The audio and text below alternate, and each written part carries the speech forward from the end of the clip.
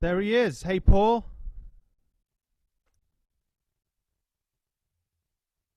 You're muted right now, which is we've been saying the most There we common go. phrase. The most There we common go. phrase of this pandemic is, "I think you're muted."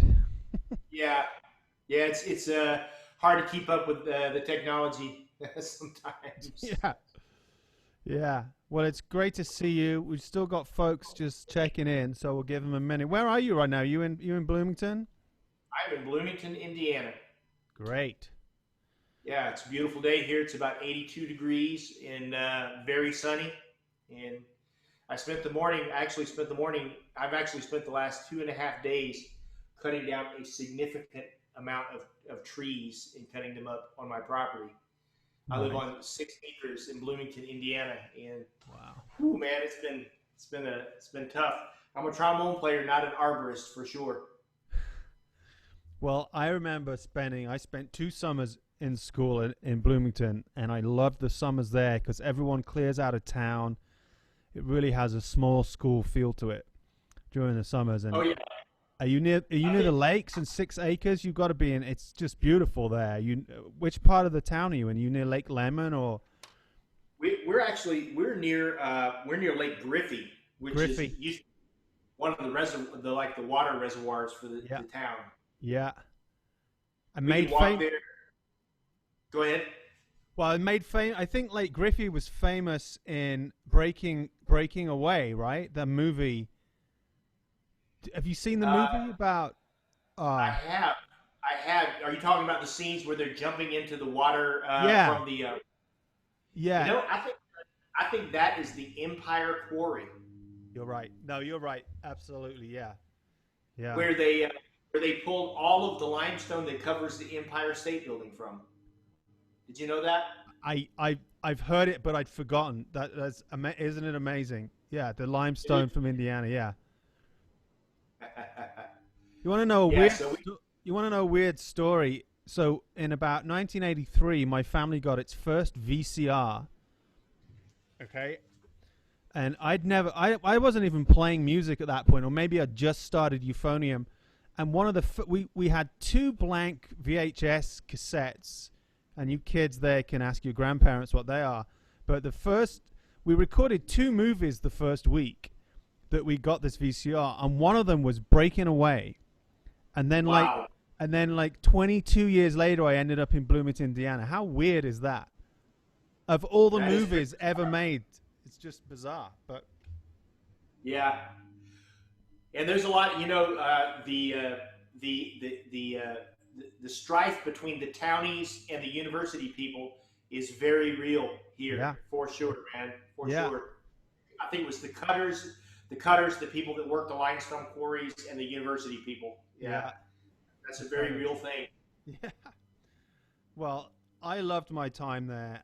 They're lucky to have you at the school, and it's a great school. And all you guys should look at IU um, as a potential study venue for you.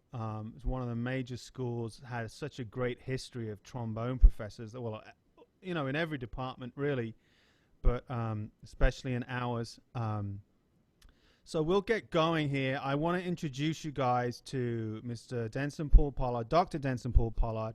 You heard him at the recital on Friday night. So if you didn't know who he was before, you've got some idea right now that you're talking to, and you listen to um, one of the best living trombonists there is out there. And I just want to share one thing with you. When I've had the fortune, I was fortunate enough to sit next to him every now and again at the Metropolitan Opera. And, you get out really late with opera. You normally get out well after 11 o'clock, sometimes even later. And my experience was always that as a sub, I try and get there early. I always try and be there early. I need to warm up. I need to make sure I know where my part is, what room the rehearsal's in, and all that stuff. And who'd always be there in the morning, even if we got out at midnight. Who'd beat me in was Denson Paul Pollard. He'd be there. His name would be signed in, and you'd be hearing him warming up as you walk down the hallway. And that's a lesson. That's a lesson for you right there. Is that if you want to be at the top, you got to work for it. There's no stairs to get there. There's no elevator to get there. You got to take the stairs. And even, Dr. Pollard has a job not only with the Metropolitan Opera, but teaches at Indiana University, at one of the great schools of this country. He does both jobs, and the reason he's there is because he holds himself to those high standards every day. So I think you're going to get an awful lot out of this. And without any more from me, I'm going to turn it over to him. And we've got an hour and a half here to ask every question, every thought that you have. There's no stupid questions, only ones that aren't asked, okay? So my pleasure to welcome Dr. Pollard. Thank you, Richard, and congratulations to you on your new position. And you're already doing great things holding this seminar this summer. That's a really great thing for the students of your school and for other people as well. It's my honor to be a part of this is your first trombone summit, or what are you guys calling this trombone gathering? This is Richard Trombone Camp. Now, we've done this before in Santa Fe, New Mexico. And sadly, we're not there because, like everything, we're online. But a few weeks ago, I was on faculty with Carl and Scott Hartman at the Rafael Mendez Brass Institute. And, it was a real success. It inspired me to actually do this online because although there's no substitute for being together and making music together, there were other aspects of it which came to the front that maybe don't come to the fore as much when you're in person, or just this kind of venue lent itself to a real sense of camaraderie and support during these very odd times in which we're living. So that's Richard Trombone Camp's always been very friendly and very supportive, and so that's I think we're developing that over the last few days. We're having a good time and we're learning. Toby was here yesterday. We've had some laughs, and it's fun, and it's working. And obviously it's not ideal, but hopefully one day we'll be back in Santa Fe, and you'll be there with us as well, Paul, and Toby, and we can do some chamber music live. Absolutely. Well, I know there are two people that want to play, and maybe I'll start off by playing a little bit of something, and then we'll go from there. I'm actually going to do a recital for my students here at Indiana University this Thursday night, and what I usually do, my pattern for the beginning of school, especially in the fall, I should say, is because I know a lot of my students want to play, to do the competitions that are happening, the ATW competitions, the ITF competitions, and any other competitions that may be around. I play a recital featuring all of that repertoire as much as I can fit on one recital, I should say. And so I'm playing that recital this Thursday for my students, and I'm going to play a piece from that recital now, which is something a piece that I've known about for a long time. It's an arrangement of two fantasy songs, Zwei Fantasy-Stück by Edvard Leysen, that were arranged and edited by Blair Bollinger on his solo CD, and they're very beautiful. I'm going to play the first one, which is entitled Devotion. I think it stands pretty well without piano.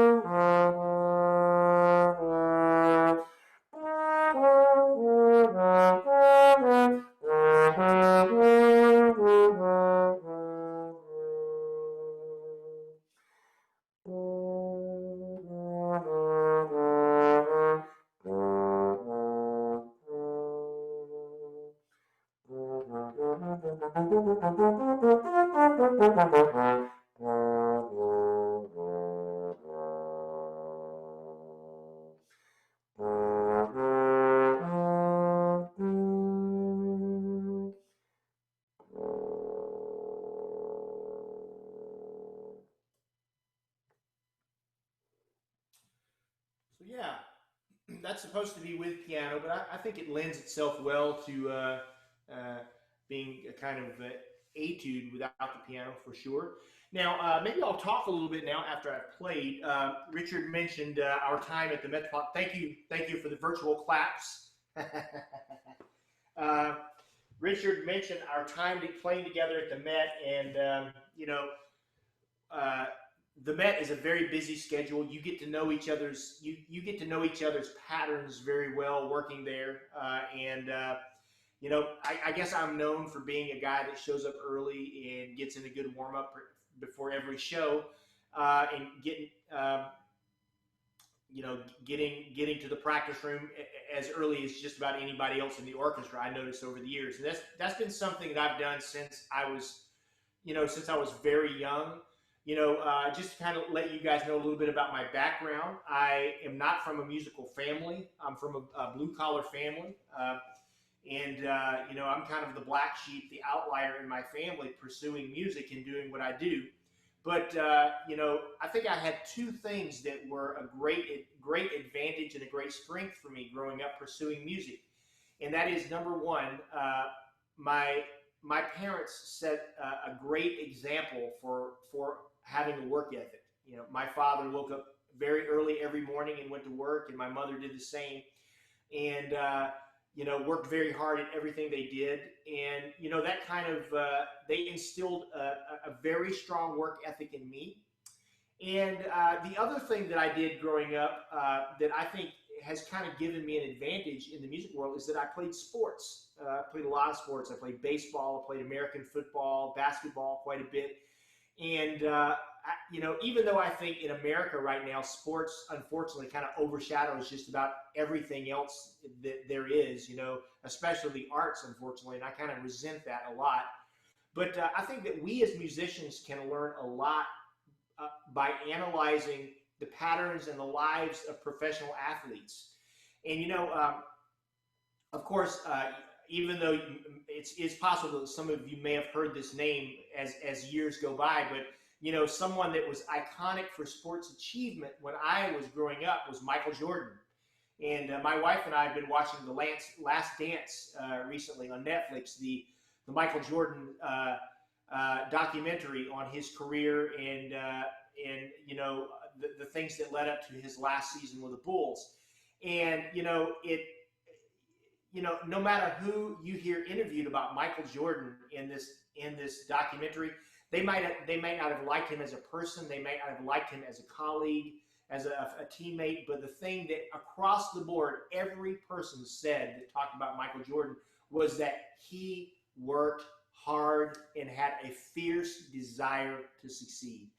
And I I'm not calling myself the Michael Jordan of bass trombone at all. I think that's probably Jim Markey, in my opinion.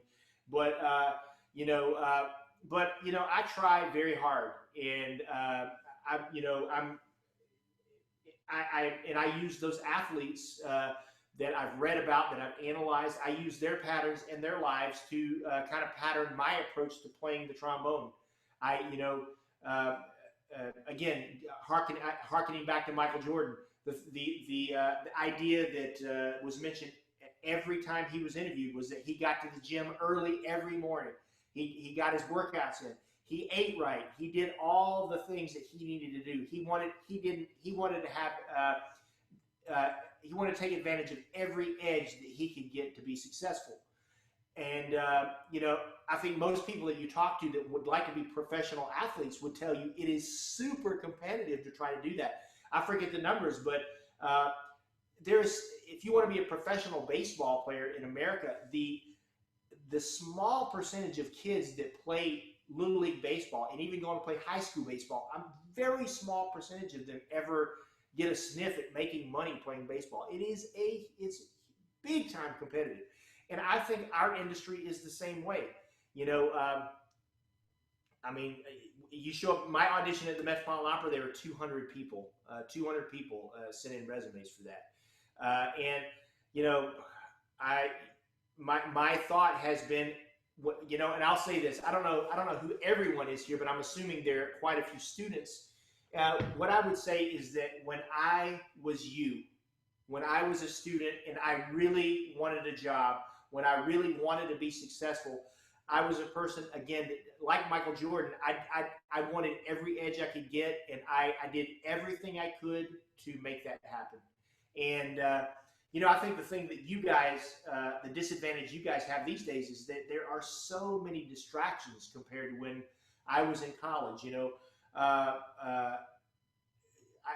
was in college before email was really a thing, really. It was right at the beginning, and nobody really relied on email very much. Before cell phones, of course, we had video games, the early Atari and the early Nintendo, but I wasn't really into that. And but you guys have so many distractions that can kind of take you away from this singular focus to be successful as a musician. And I don't envy you there. If I were your age, I think it would be hard for me to stay off my phone, to not play video games, to not be binge watching Netflix. It would be hard for me to do that. But I'm telling you, to be successful in this business, you really, unless you just have a gift that just exempts you from what I'm saying, which a few people do. I've met over the years. Unless you're just have a special gift, if you're an average person, an average player with average abilities, you've got to work really hard if you want to be successful. And that's what I've done, and that's what I consider myself. I did not go to I did not go to a conservatory for school. I didn't really have a family background that pushed me in this direction. I have a music ed undergrad degree. I have 2 more degrees, my master's and doctorate from the University of Iowa, which is a place kind of out of the way. But the thing I did was just work really hard. I had 3 practice sessions a day when I was an undergrad. When I was an undergrad, I would wake up very early in the morning, get my warm up and my etude session.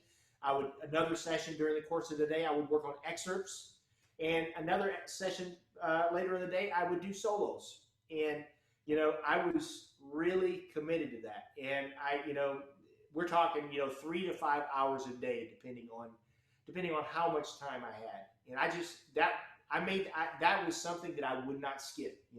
It didn't matter if it was Easter, Thanksgiving, my mom's birthday. It did not matter. I made sure that every day I got those sessions in. And always used my metronome and my tuner. I recorded myself a lot and listened back. I was always scrutinizing what I did. And and to be honest with you, I'll be completely honest. During the process, I wasn't really focused. I wasn't really hyper focused, or I didn't have anxiety about whether or not I was going to be successful. Honestly, I trusted the process. I really, really trusted the process. And, after many years of just making sure that my focus was getting up in the morning and getting these sessions in a logical, efficient way, one day I started having success, and I was like, "Oh, wow, that's pretty cool. This is actually paying off. This is starting to happen." And from there, it just kept going, So yeah, hard work, being smart about your practice, making sure that you get in all the things you need to do every day, using the metronome tuner, recording device, all those things. I just did all those things, and those were things my teacher had told me to do. So I was like, okay, I'm going to do what my teacher told me. And it's funny. As an aside, the new, well, he's not new anymore, but our newest principal trombone at the Metropolitan Opera, a guy named John Romero, who you guys might know from different things on the net. When John won the job for the Met, which was a highly competitive audition. I mean, the top 3 players for the finals at the Metropolitan Opera principal trombone audition were just, Sam Schlosser, Jose Milton Vieira, and John Romero. And the final round was just incredible. It was spectacular. And John just won. He won because he in the solo, he just showed a lot of elegance and a lot of beauty in his solo. But nobody sounded badly. Everybody sounded really, really great. But I was fascinated by John's journey and, him winning this incredibly competitive audition. So, I talked to John about his history. And first of all, I want to say John Romero is one of those people that has a gift. He's brilliant. Perfect pitch, incredibly intelligent, taught himself piano. He can play Beethoven's sonata movements. That level of piano playing. He also plays flamenco guitar. He codes computer. He taught himself French over the course of a year in the Metropolitan Opera by reading Harry Potter in French. So, a brilliant guy. But in talking to him about his journey, he basically said the Met audition was the first time in his life when he committed to doing everything his teachers had told him to do up to that point.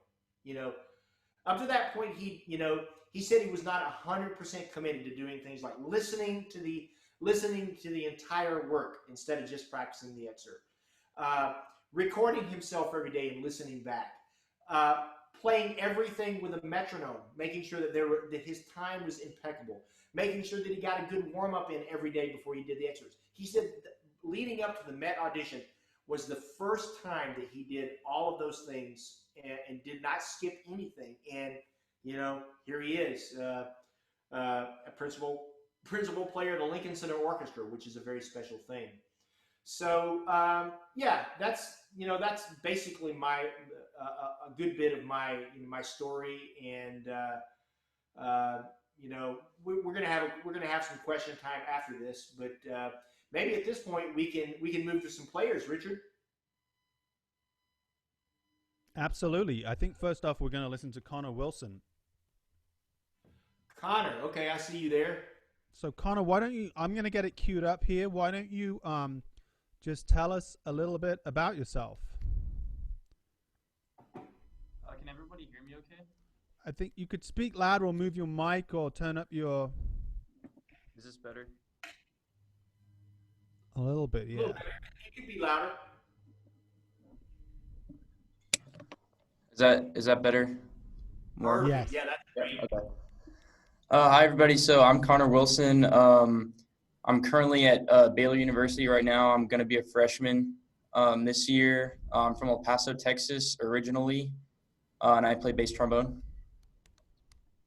A Texas-based trombone player. Woo! There are a lot of good Texas-based trombone players out there, Connor. I hope you realize that. All right, cool. And you said you're going to be a freshman at Baylor studying with Brent Phillips, huh? Yes, sir. That's I just mentioned John Romero. Did you know that's where John Romero did his undergrad degree? I did. Yeah. All right, cool. So what are you going to play for us, Connor? Well, I have a recording of Allegro Maestoso that I recorded a few weeks ago for another camp that Rich was teaching at the Rafael Mendez camp. And then I have a recording of some excerpts that I recorded for my Baylor placement audition. Okay. Okay, Well, I have the Allegro Maestoso up. okay. Just give me a thumbs up that you can see him, Paul. I can see. Yep. You got him? Yep. All right, here we go.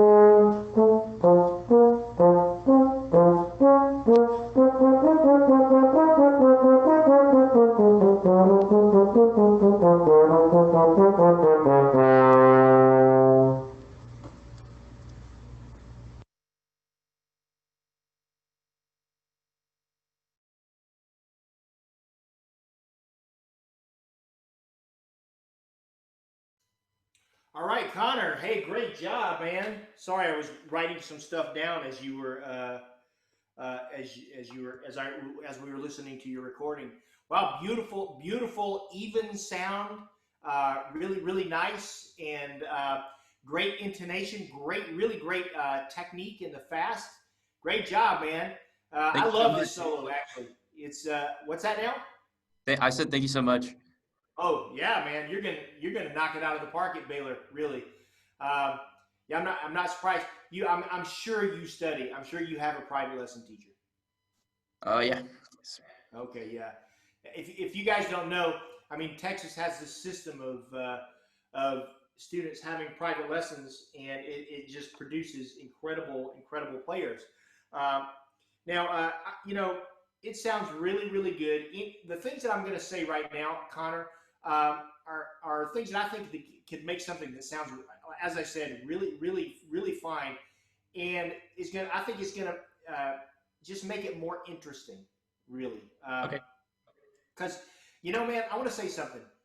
It's as I mentioned John Romero's audition at the Met with Jose Milton Vieira and Sam Schlosser. You know, what the finals of that audition, especially the solo round, what that as someone on the committee and seeing the results, what that taught me was that it's not enough to just play with a good sound and good articulation and good time.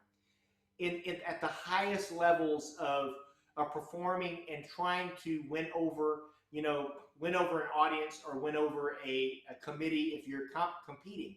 You know, of course, you do need to have the strong fundamentals of clear, beautiful sound, clear articulations, all that stuff. You know, but musically, it's got to be you've got to set yourself apart by doing musical things that are interesting. And you know, right from the beginning of this solo, uh, I feel there are two characters in this narrative, this musical narrative that Jan Coetzee weaved here with his composition. You know, honestly, what I think you got to do if you don't do this is uh, think of a solo like this in a more programmatic way. Do you know the difference between absolute music and programmatic music? Connor, have you heard those terms? I have not. You know, absolute music is an absolute composition is something that was composed without a narrative in mind. You know, just for the sake of music, right? And programmatic music was composed with some kind of narrative, like opera is, which Richard and I have done a lot together in New York, is a prime example of programmatic music. You know, when there's an evil person on stage, the music reflects the character of that person on stage. When there's a damsel in distress on stage, the music is more tender. It reflects the character of that person. And you know what I think is very important to do on solos, even if most of the time it's not programmatic, make it programmatic so that you can bring out the different characters in the music. And right from the beginning of this solo, the first line is really bombastic, and it diminuendos down to what I feel is more of a kind of a sneaky, tense character. So the opening is somebody that's big, maybe hot-tempered, and then you go to someone that is maybe sneaking around somehow. You know, that's the character of the music there, and you let those, in my opinion, you let those two characters kind of bleed over into each other a little bit. Let me give you an example. You know, so for those of you that don't know this solo, the opening bars are forte with accents, and you know, and then it diminuendos down to piano eighth notes with staccatos.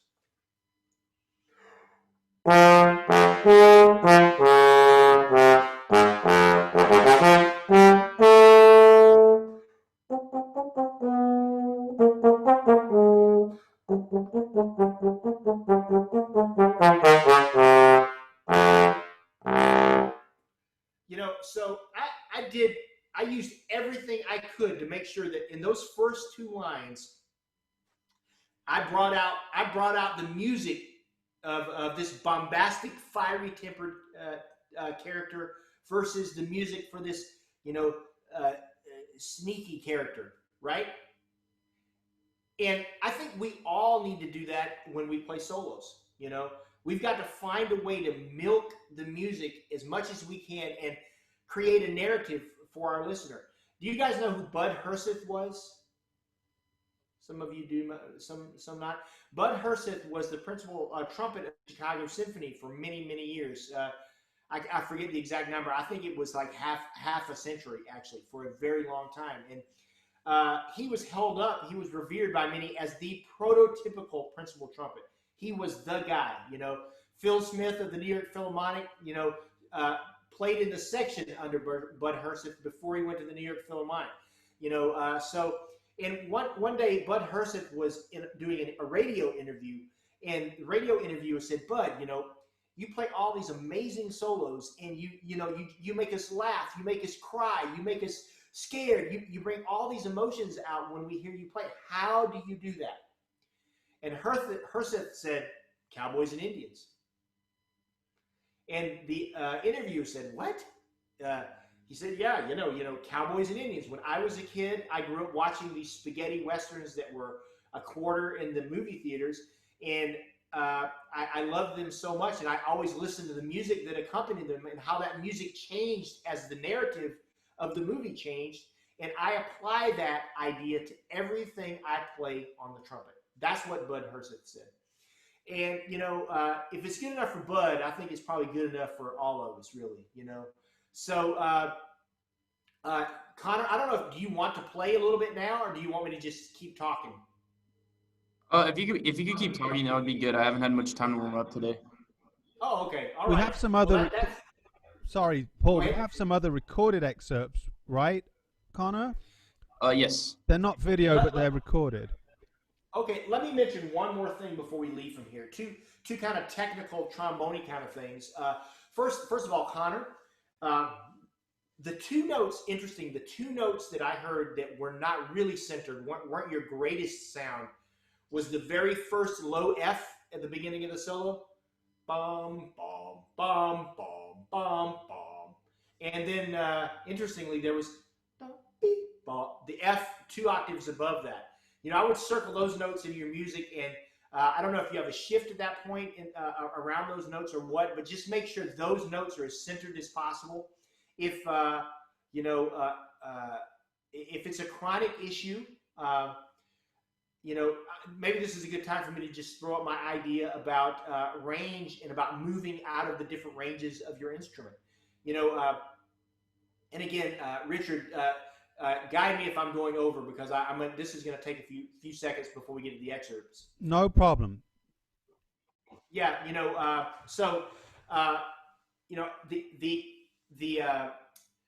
the guiding idea behind my thoughts about moving out of the different parts of your range is something called the pivot system, which was developed by this German guy named Gerhard.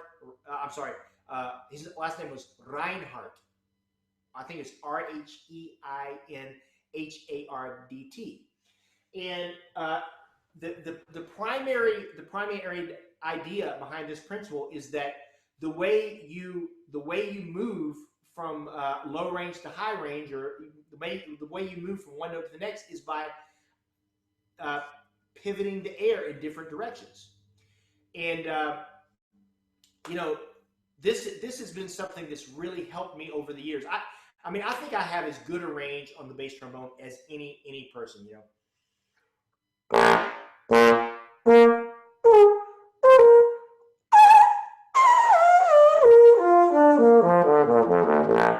I'm sorry that didn't come out as well as it does when I'm not talking so much. But I can play a B flat above bolero on the bass trombone. It's there. It's a usable note for me. And the thing I think about when I'm moving in octaves, like for you, it was you had problems with the Fs. The primary principle that I use to do that is that when I play lower, I try to blow the air more directly into the mouthpiece, and when I play higher, I try to blow it down. So, for instance, here we go. If I just take the mouthpiece, the instrument away,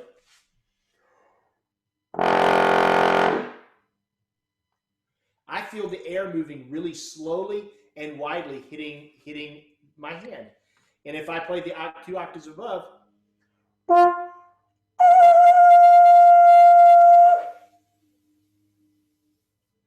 the air is being blown downward. And two tangential ideas that kind of go along with that is that air speed affects that. The higher I play, the faster I'm trying to blow the air, using a little more compression. And the lower I play, the more I like to slow the air down. And air column width, the higher I play, the more narrow the air column is, and the lower I play, the more wide it is, usually because opening the teeth a little bit and the aperture is just more open. And so those are the guiding principles of how I think about range. And honestly, over the years, it occurred to me a while back that I don't really think about range in terms of high and low anymore. It's all kind of middle range now, and I mean, some of those extreme notes, yeah, I'll still think of as high, but for me, the Reinhardt system has really helped me center notes when I'm jumping around. And that's why I bring it up for you, because it seemed like oftentimes when you had to jump an octave, you had trouble centering the note that you were landing on. Am I overpowering this mic? Is that an okay sound? It's good. I don't know know if you can see my embouchure, but I feel my embouchure going ba ba ba ba. I feel the air pivoting. So do some experimentation with that, and see if that helps you with those octave jumps. And one last thing, Connor, make sure on the legato passages, the espressivo,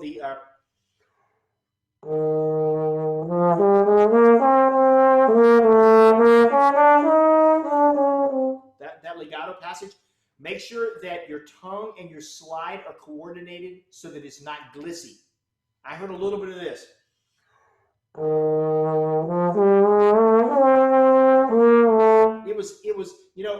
It was not horrible, but if this is perfect smooth legato, you were just a little to the left of that into gliss land a couple of times. And I was watching your slide, and I think it was because your slide and your embouchure and your tongue were not really coordinated. So just be careful about that. Okay. All right. Hey, shall we jump to an excerpt? Yes. Great. And I was incorrect earlier, Paul, when we were chatting.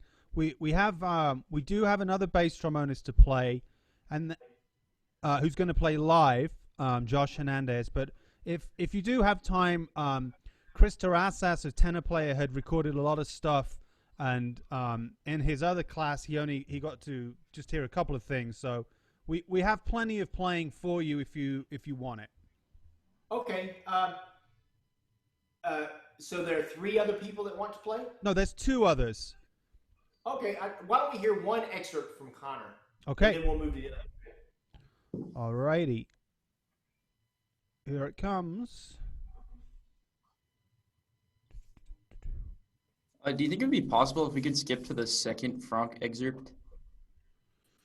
I don't know. How much money you got? I'll have a dollar. Why don't we? Yeah. Well, how far through is it? It's the second one. I'm not sure exactly what the. This excerpt? The second is after this one.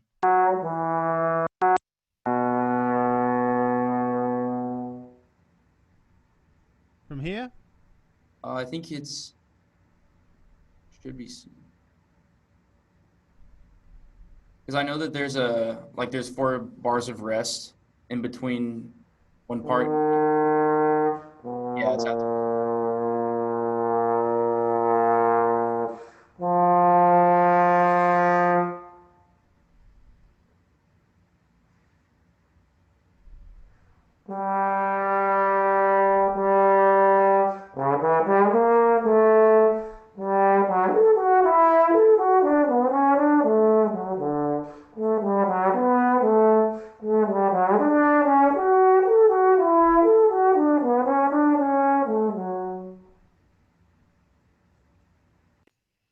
Hey, nice large skips, Connor. You got me. I called you on the octave jumps in the Allegro Maestoso, that you nailed the F sharp to A natural. Good job, dude.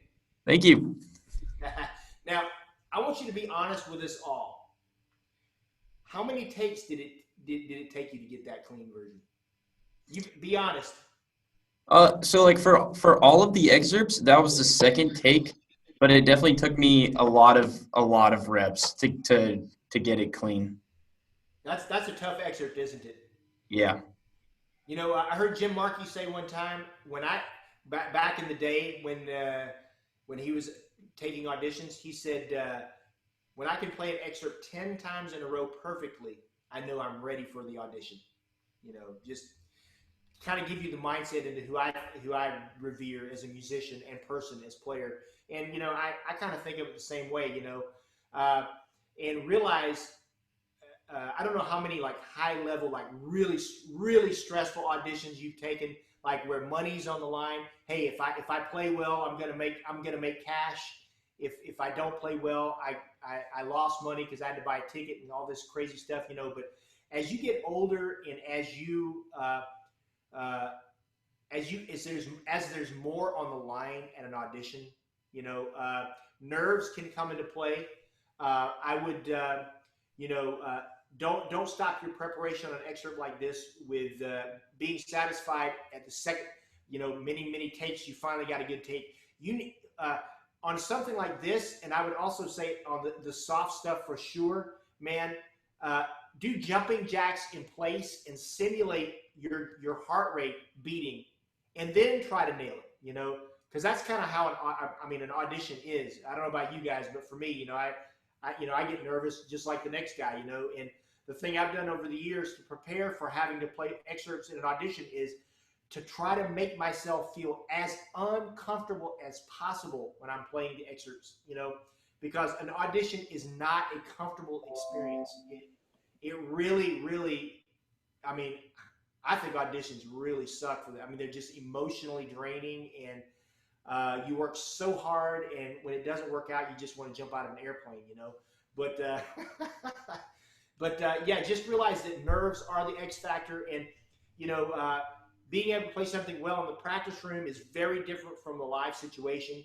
Now, a couple of things. I would play.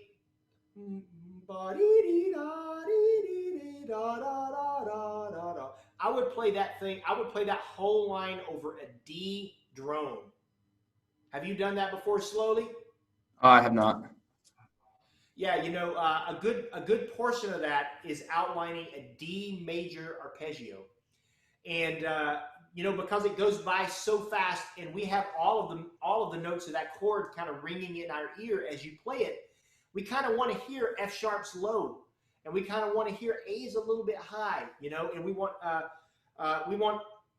so that it just smells of D major, and what in your rendition of this, it got a little bit pitchy, I'll call it, for lack of a better word. It wasn't perfect intonation for D major, so I would do that slowly over a D major drone, and one last thing, Connor. Like I said, you have a great basic sound, man. You have a great basic Texas sound. On an excerpt like this, which is really more of a tenor trombone line, let's face it. Most of the time when you hear a line like this is going to be played by the tenors. I don't know why Franck put that in the bass trombone chair, but it may help you over the years to just think more like a tenor trombone player. Wear your tenor trombone player hat for this excerpt, because that's going to be a more a sound that's going to be a little more fluid and easy, and it's going to blend in. It needs to be maybe a little smaller sound somehow. But does that make sense, or is that you think that's weird? No, that makes sense. Another excerpt that's a little bit like this is the L'Arlésienne suite. You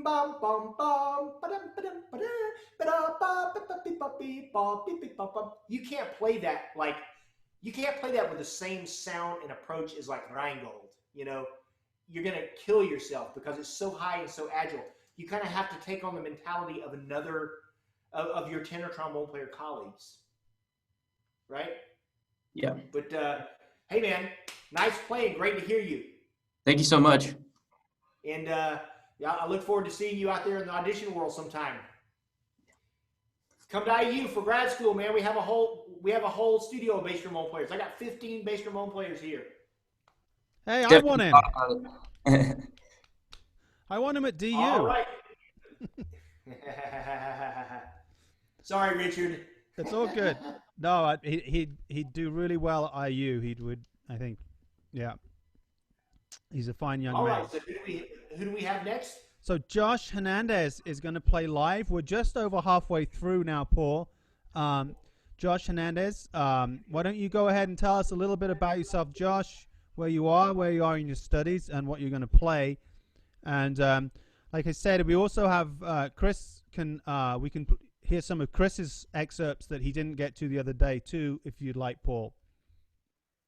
Hello, can everyone hear me okay? I can't hear him. It's a little quiet, Josh, to be honest. I can't hear anybody suddenly, actually. How about now? Is this okay? You can't hear us, Paul?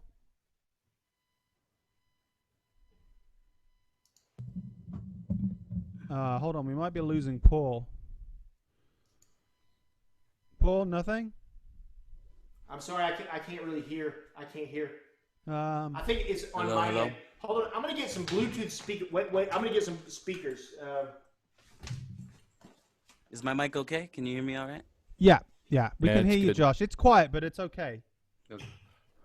I think based on the sound check we did, it'll be playing good but talking quiet, maybe. Great.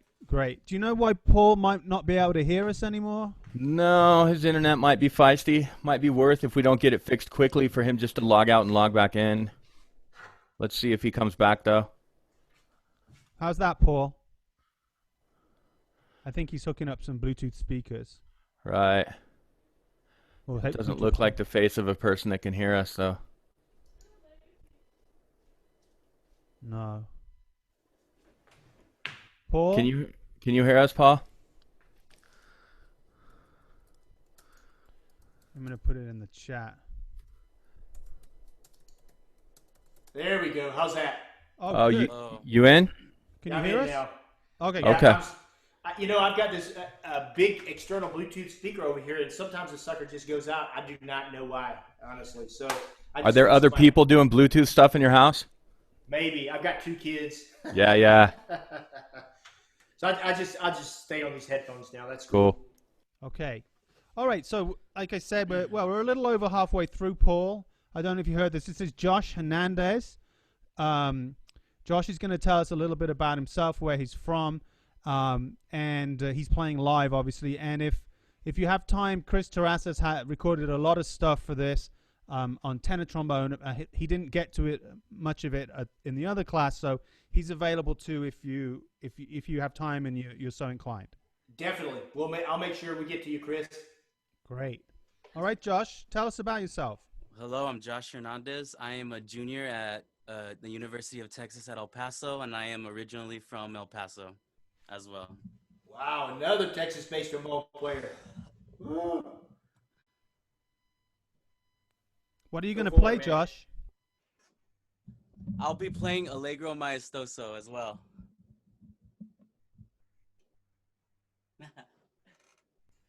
Go for it.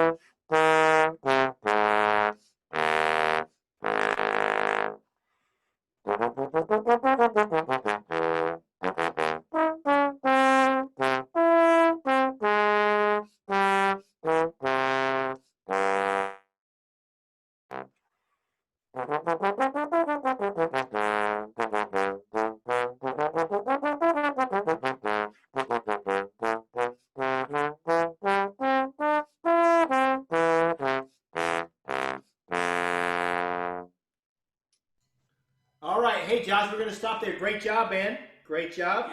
Thank you.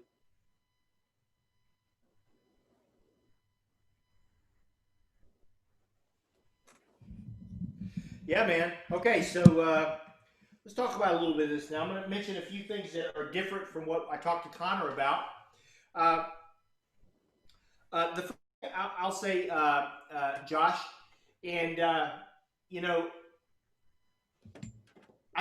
I've always thought of our sound as being kind of our calling card. Right. It's really the first thing that people notice about your playing, especially as a trombone player, because I don't know if you guys realize we have a reputation as trombone players. Especially bass trombone players. We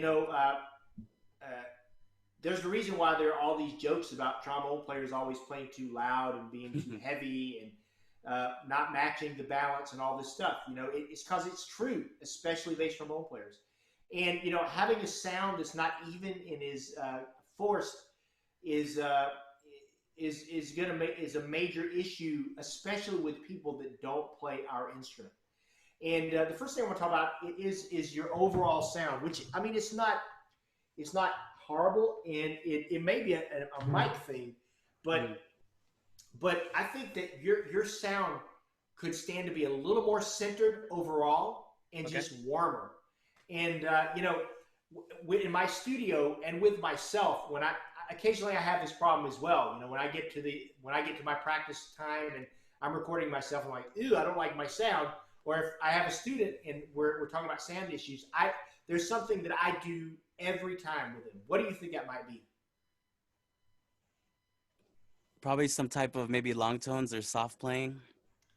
Yeah, that's I definitely recommend people do that in their daily practice. But the thing that I go to as a teacher is I buzz the mouthpiece and have my students buzz their mouthpiece. Okay. Not to talk about Chicago too much, but I grew up studying with people that studied in Chicago, with people like Arnold Jacobs, and something I've been doing for many years as a result of that Arnold Jacobs used to talk about doing all the time is making sure that what the information that your mouthpiece is putting into the instrument is accurate. Okay. We're only going to get, I'm convinced, I personally, not everybody agrees with this, but I personally am convinced we're only going to get our best sound on the instrument when we're buzzing the pitch that our instrument is set up to play. So, for instance, the two first notes of this solo is octave Fs, right?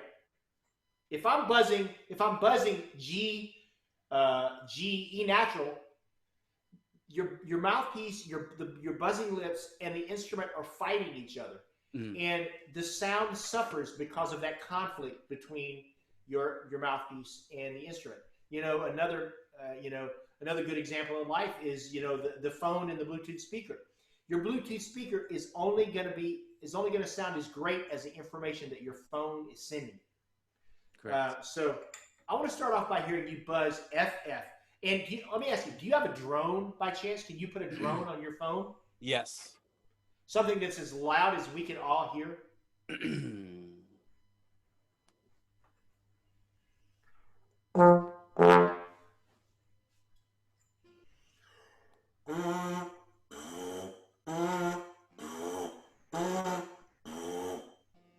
I'm not sure if you could hear this. But... Can you put it close to your mic? Yeah. There we go. Yeah, now you buzz. I want to hear you buzz those first three pitches.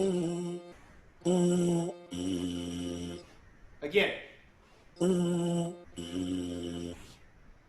Your second G is a little bit sharp. Do you see how it takes you a second to get it down to pitch? Now,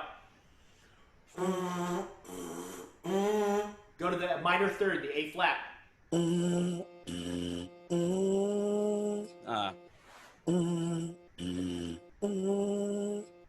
Those first two Fs, are you happy with those? Do it again.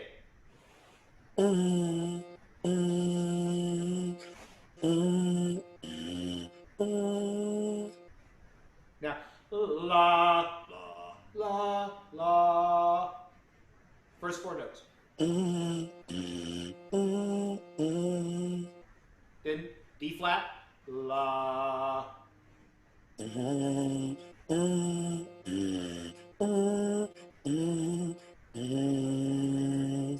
Okay, moderate success, right? You're getting closer to pitch on all those notes. Now let's hear that first bar slowly. On your horn.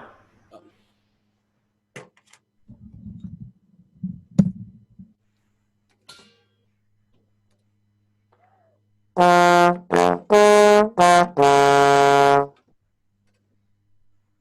does that feel? It felt easier. Yeah, and you're not just trying to prove my point for me by being a nice guy, right? Tell everyone. No, Okay, it definitely felt way easier, and I felt like I didn't have to try so hard. right. Because your lips and the information that you're giving the instrument is accurate now. And I experienced what you just experienced on a daily basis with my students and with myself.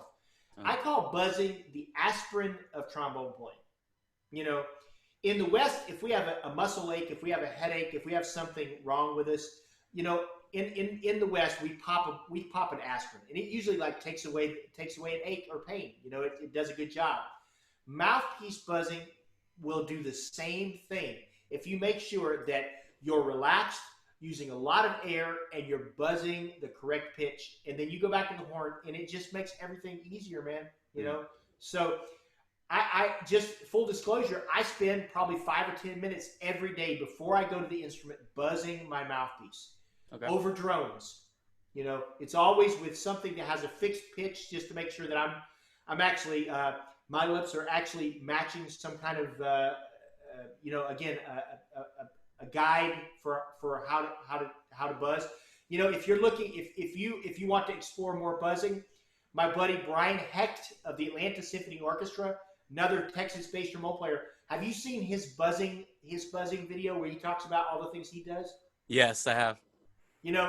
So I think Brian has an amazing sound, really, and I think that's a great video for explaining why we buzz and the different ways we can buzz. So I listen to that, watch that video again, and maybe do more of what he does in your daily warm up. Now, the other thing I'm going to mention to you is that in this solo, right at the beginning or right at the end of the first line, there's something very special that happens. It goes from like a triple meter to a duple feel.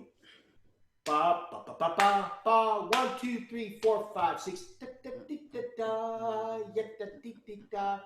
You got to do a better job of switching to duple. Some of the feel of the triplet bled over into the duple. Okay.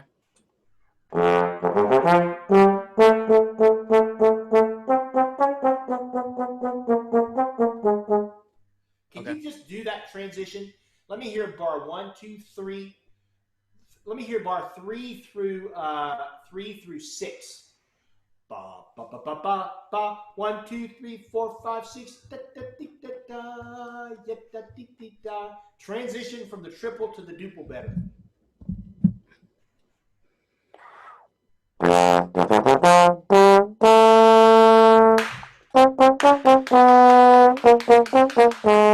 Yeah. Okay, good. Did you hear that right at the beginning of the duple, you're going a little bit too fast?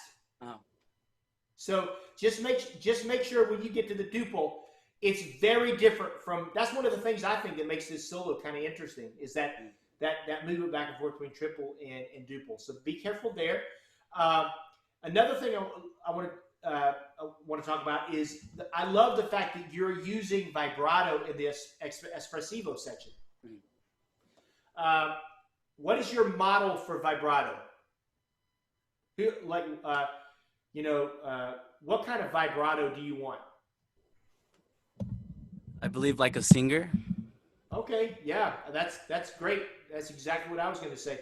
Do you have a singer in mind? I do not. I always hold up this guy named Luciano Pavarotti as someone that has, I think, one of the most perfect examples of vibrato that we can use on the trombone. Do you know who that is? Have you heard that name? No, I have not.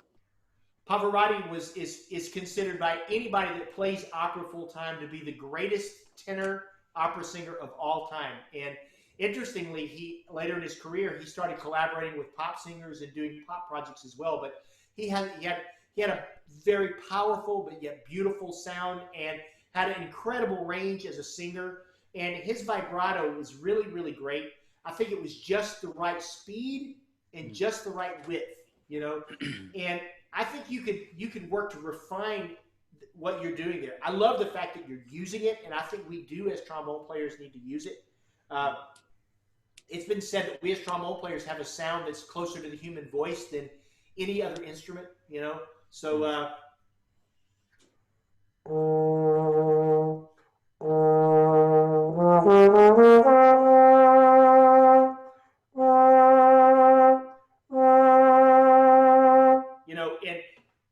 let me say this: there kind of isn't a right and a wrong vibrato. It really is kind of a personal taste aesthetic.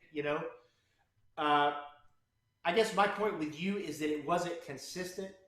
Okay. So figure out what speed vibrato you want, what kind of vibrato you like, and when you go to an espressivo section like it's here in the Kutzier, make sure that it's even and beautiful. And another thing you could do, Josh, is this. And this is kind of important. I mean, the whole reason. I mean, a huge reason why we play music is to communicate to others musically, to do things that are pleasing to others. We want an audience. We need an audience, and maybe you could play some passages like that for other instrumentalists, maybe a cellist or a flute player, and ask them, do you like this vibrato? Does it seem even to you? Is it pleasant to you? Maybe to a singer. And that's a way, what I call that market research. That's a way for you to do market research about some aspect of your playing, to find out, do other people actually like what I'm doing? Of course, you could be a person that says, I don't care if other people like what I'm doing or not. I'm going to be me, But the problem is, if other people don't like it, you may not work as a musician. Right. So, one last thing before we hear Chris play some of his stuff. Josh, the technical passages also are not as refined as they could be. Okay. I would slow them down with a metronome. It's my metronome sound there.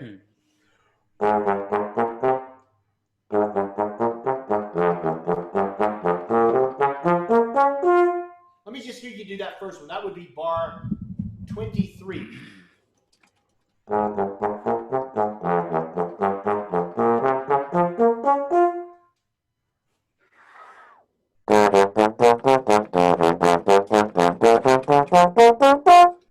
that's great.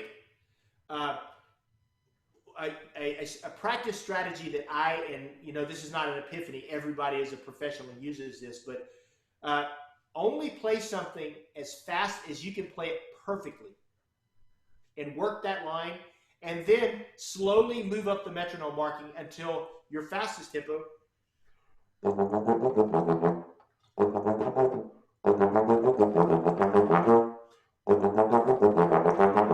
is as clean and perfect as your slowest tempo, And for me, over the years, that's meant sometimes move it up every 5 clicks at a time. If something is supposed to be 120, pull it back to 60, make it perfect at 60, and slowly move up the metronome marking. All right? Hey, man, great to hear you play, Josh.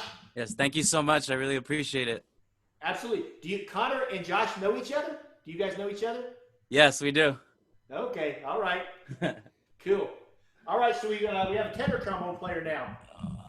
Bum, bum, bum. Tenor trombone time. All right. Let's get on the right page here. So we have about 20 minutes left. I need to be on Safari. Where is Safari gone? Oh, boy. Here we go. So we have a Hungarian march, an alto sprach, and a bolero. Paul, what do you want to start with? Can you hear me, Paul? I tell you what. Yeah, sorry about that. I muted you. Can we just do them? It would be interesting for us all to do to hear the Symphony Fantastique and the bolero. You said also sprach symphony. No, Hungarian march. I'm sorry if I misspoke. Hungarian march. Hungarian march. Let's do Hungarian march and bolero. Actually, can we hear all three just back to back? Sure.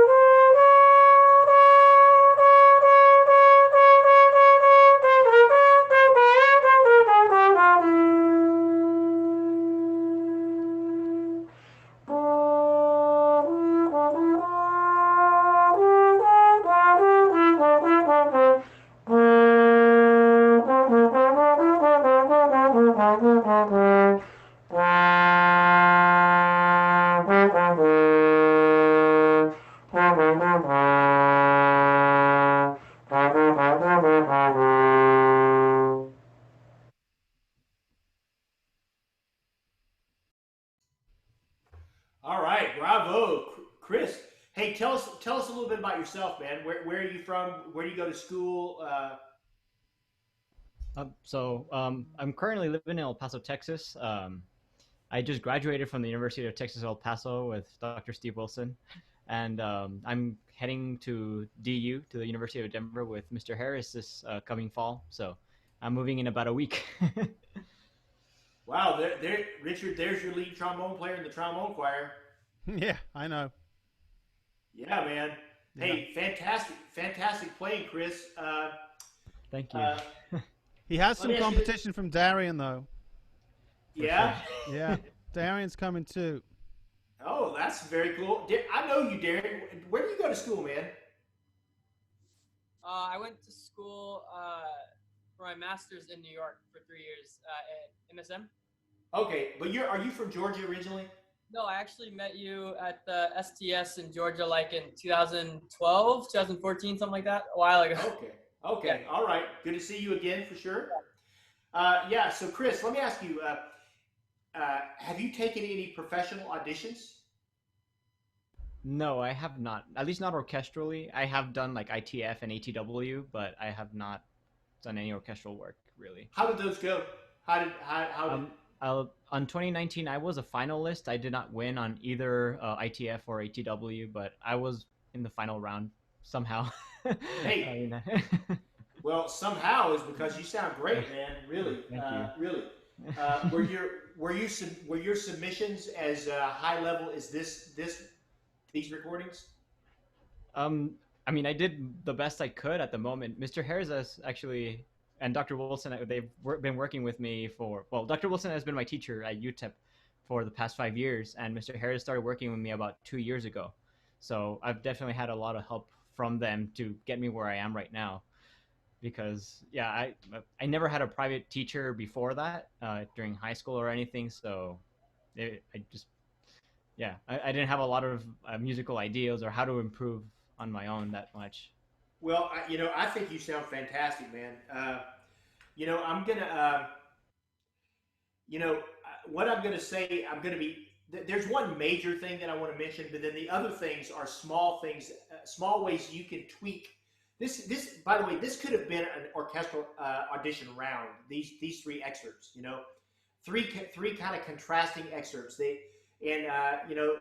Very typical of a round. And the only technical thing I heard that was a little bit off was in the middle of your alto sprach.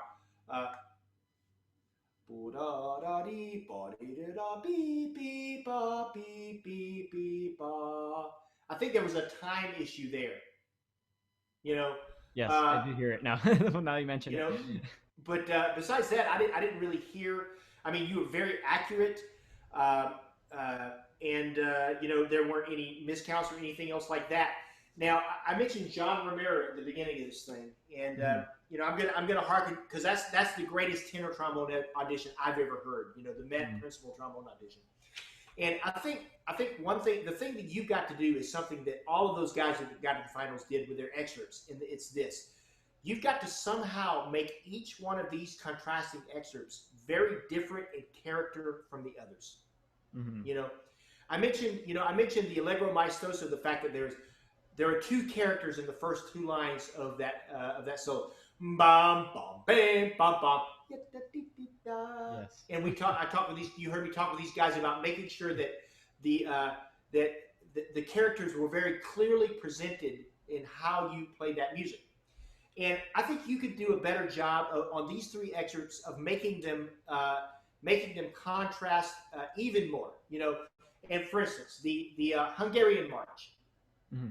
It's of course rhythm and time are very important here.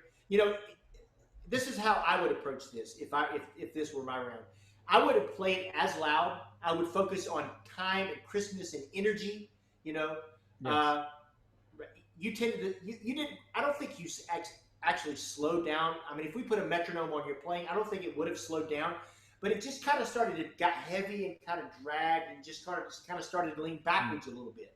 And that excerpt is about energy. I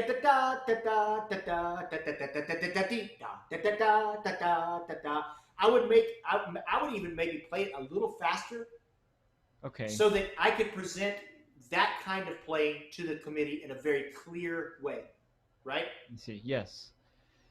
And then the next excerpt you played, also Sprott, very broad, very cantabile, very powerful. I think that would be my loudest of the three. I would, Of course, you want to go for it on those high Ds and make that big. Present a big, broad, warm sound when you play that.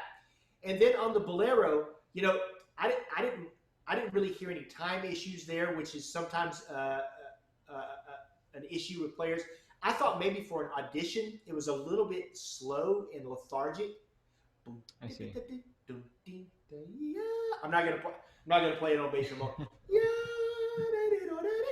Maybe a little faster and somehow more sensual, more more sexy, more something very different from Also Sprott and Hungarian March, so that you again in this round you create a narrative with your playing of 3 different characters use every tool you have: tempi, articulations, dynamics, texture. Do all of those things. That and those 3 guys, Jose Milton Vieira, Sam Schlosser, and John Romero, they did that in spades in the final round of this audition. That I'm talking about. Now, the other thing I'm going to say, Chris, and this will probably, I don't have much else to say after this. You got to get out there and do it, man. As I was talking to Connor, and I think I probably mentioned it to who else played the other bass trombone player? It was Josh. Josh, it's one thing to sit in your room and be comfortable and be in a comfortable environment when you do these things, but it's a completely different game when you go to the audition. And you need to do mock auditions for yourself. Grab people and play 2 or 3 contrasting excerpts and ask them, put yourself under pressure. Ask them, how did you feel about that? What do you have to say about what I just did? What you like, what you didn't like? Play for people that you don't like. Play for people that don't like you. You've got to put yourself under pressure when you play these excerpts, because an audition is mental warfare, and you got to prepare yourself for that. I'm going to close on this. I have friends that attended the military academies in America, the West Point and the Naval Academy and the Air Force Academy. And, I don't know if you know anything about those places, but they're institutions that are training men to lead other troops in battle when bombs are exploding and things like that. Not that I'm a peace person really, but these institutions exist, and talking to my friends about how they study, what they do when they go to these military academies, they tell me from the moment I step on the campus, I'm getting screamed at. There are loud noises going off. My bed is uncomfortable. My food is not that great. It sucks for the first couple of years you're there. And the reason why is because they're trying to train people to be able to think and function when bombs are going off. And you've got to train yourself to be able to function when mental bombs are going off in an audition. And, I worked with this conductor one time that said, rarely do we rise to the occasion as human beings, but most often we default to our training. Rarely do we rise to the occasion. Most often we default to our training.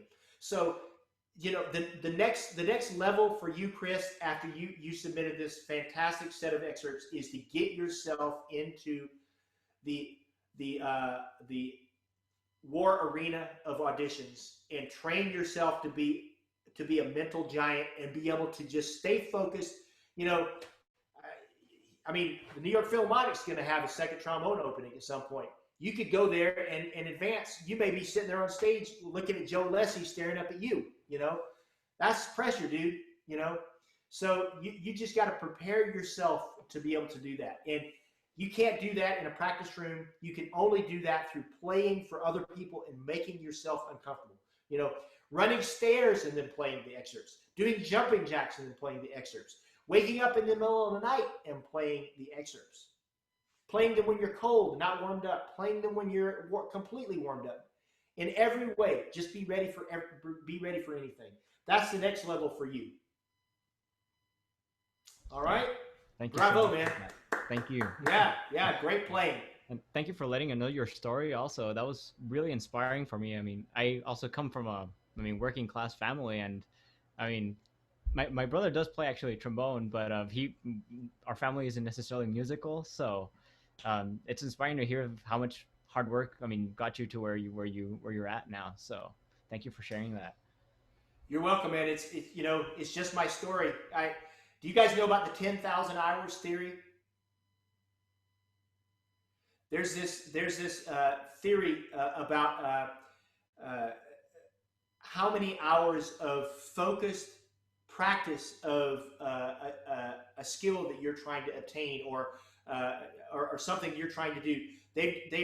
These guys that study achievement have pinpointed this number: 10,000 hours of focused hard work on trying to get better at what you do is what it takes to achieve super success. They've studied the lives of people like Mozart, Tiger Woods, the golfer, Jerry Rice, the wide receiver, Bill Gates, the guy, and we all know Bill Gates. And after they go back and look at the lives of these iconic achievers, they see that on the average it takes 10,000 hours of doing whatever you're trying to do to find success. That's all outlined in this book called Talent is Overrated, which I give to every freshman I have. Talent is Overrated by Jeff Colvin. I highly recommend that book to anybody that hasn't read it. All right. I don't even know what time it is. How are we doing on time, Richard? We got 5 minutes, so let's open the floor for questions if that's okay with you, Paul. Absolutely. This is a shy lot. They tend to be rather apprehensive about asking questions, but let's see. Well, can I ask just a really quick question? I know it's you already answered it to a certain degree, but you're saying how John Romero kind of just put it all out there on his solo performance, and at least on the comments that I usually receive, I feel that I tend to play on the conservative side of things, where I kind of hold back, and maybe I'm trying to be too careful on things. How do you just kind of let it all out there, especially on such a high level audition or things like that? Yeah, that's a good question, man. I can share with you that John had worked out a whole bunch of really beautiful and interesting ornaments. He did the Pergolesi.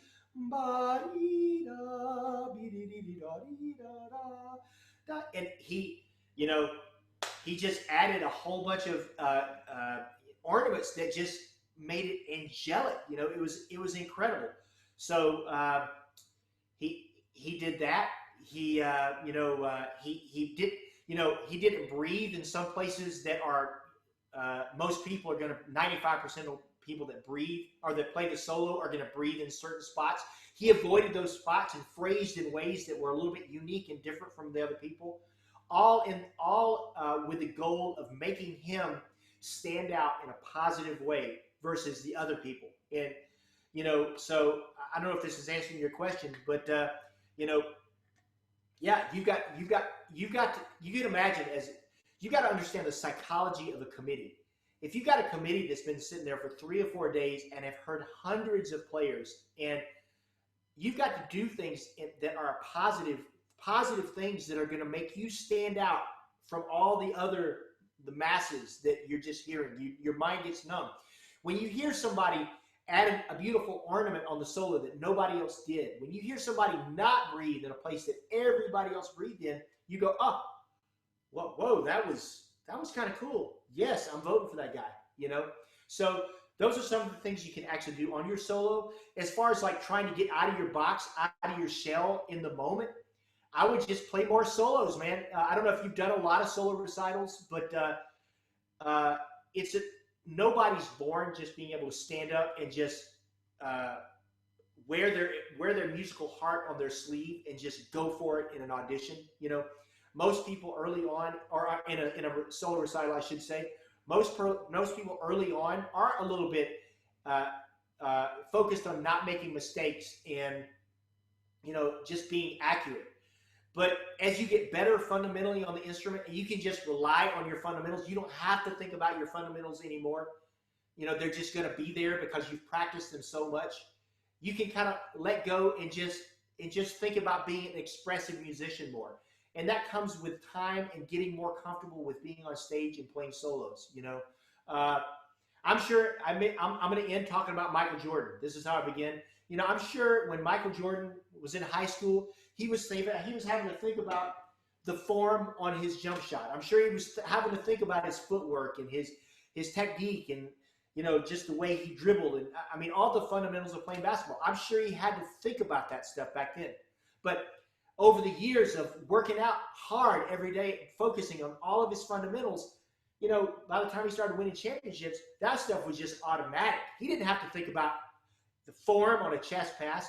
He didn't have to think about all that stuff. It was just about making it happen, just letting it happen, letting him as a genius on the basketball court, just letting it flow from him.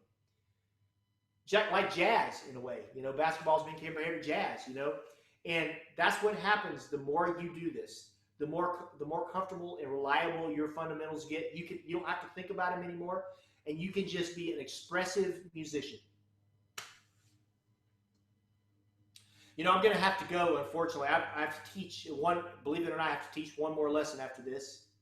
But Richard, man, it's great to see you, and I'm so happy for you, dude. Really.